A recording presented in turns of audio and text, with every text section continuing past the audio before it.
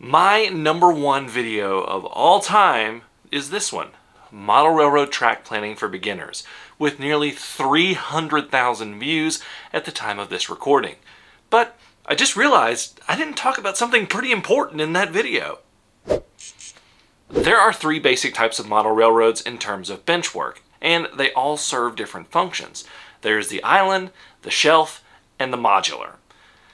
The island is the oldest and what most people would be familiar with. The classic example of an island is the 4x8 layout.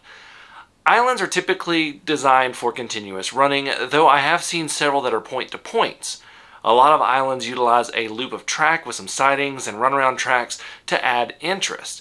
If an island layout is a point-to-point, it's typically folded in a U shape to make each side of the layout a different scene. Islands are typically where most people start. Now, just because it is an island doesn't mean it has to be in the middle of a room. Islands can be put against a wall. My layout, while L-shaped, is technically an island. In the latter part of the last century, a new layout type began to rise in popularity. This was the shelf layout. Shelf layouts are significantly narrower than an island layout. Typically, the widest you may see a shelf layout is between 2 and 3 feet at a yard or a large industry or something like that. A lot of times, the layouts are only a foot wide. A lot of shelf layouts run along the wall of a room and circumnavigate the room that they're in. Shelf layouts focus on the railroad itself and the industries it serves. You may see an entire town on an island layout, whereas a shelf layout may only show you the part that is near a railroad crossing. A shelf layout does not have to be attached to the wall either.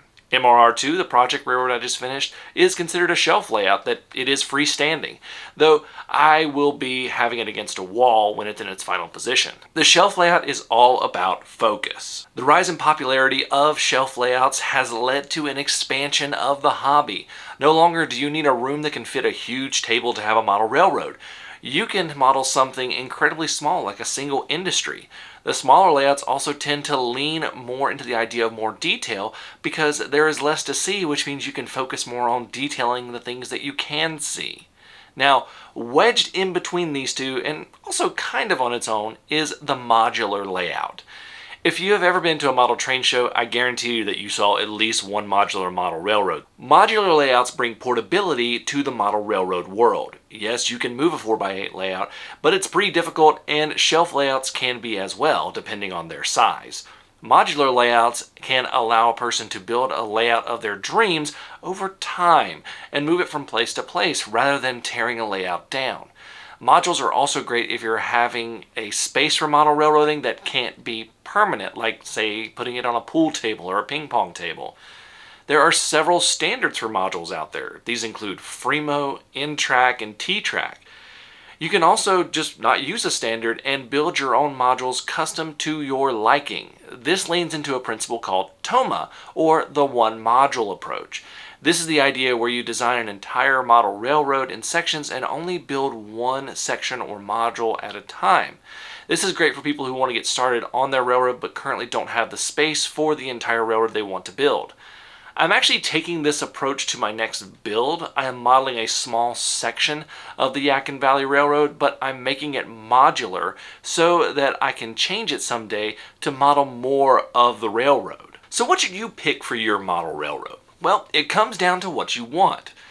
If you like continuous running of trains, definitely look at an island or a modular standard that can give you that running. If you're into switching and you're in a tight space, take a look at shelf layouts.